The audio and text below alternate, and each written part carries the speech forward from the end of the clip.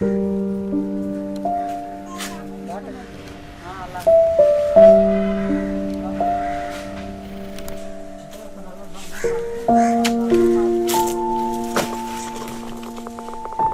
నాన్నగారు వ్యవసాయం పని చేస్తారండి.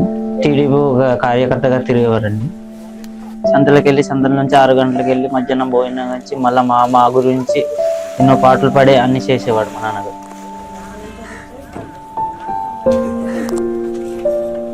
మాజీ ముఖ్యమంత్రి చంద్రబాబు నాయుడు అరెస్ట్ ఇప్పుడు రాష్ట్ర వ్యాప్తంగా కలకలం రేపుతోంది.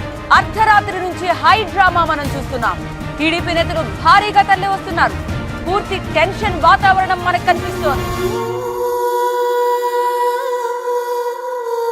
చంద్రబాబు నాయుడు గురించి అన్ని పార్టీలకు అప్పుడు నుంచి పేరు నమోదైన కొద్దిగా ఇలా అరెస్ట్ అయిన విధానం మీద కొన్ని ఇదిగా సంతలకు వెళ్ళడం, ఇలా వ్యవసాయాలకు వెళ్ళడం, పార్టీ తరపున వెళ్ళడం, అలాగ వచ్చి ఇంట్లో ఉండేవాడు. ఇంట్లో ఉండి అలా ఒక 10 రోజుల్లో ఇంట్లో ఉండి అలా టీవీ చూసుకొని ఉండేవాడు. ఫోన్ చేసి అలాగ వేసుకొని మానసికంగా పెట్టుకొని ఉండి చనిపోయాడు.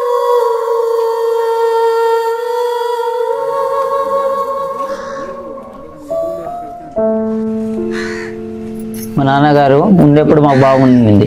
ఇప్పుడు ఏది మాకి అయ్యే ఆదాయం లేదు, ఏమీ లేదు. మేము కూలికి వెళ్తేనే మేము తిన్నట్టే, లేకపోతే లేదు. ఏదైనా బయటకు వెళ్ళి అన్ని వ్యవసాయం చేసుకోవడము, కర్రలు మోసుకోవడము అంతే. మాకు ఏది మా ఆదాయం అన్నది ఏమీ లేదు. చదువుకు ఎక్కువ ప్రాధాన్యత ఇవ్వాలి. చదువుకు ప్రాధాన్యత ఇస్తే, పిల్లల్ని బాగా చదివిస్తే మనం ఇచ్చే ఆస్తుల కంటే 100,000 రెట్లు కూడా వాళ్ళు సంపాదించుకునే అవకాశం వస్తుంది.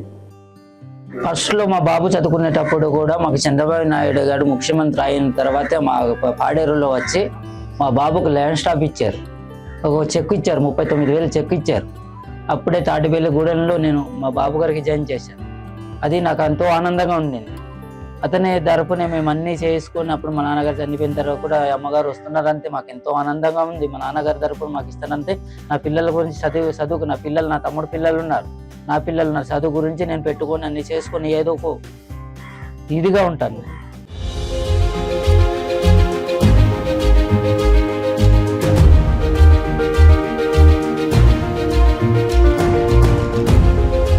అమ్మగారు వచ్చాక మాకు చాలా ఆనందం అనిపించింది. మా కష్ట సుఖాలన్నీ చెప్పుకున్నాము.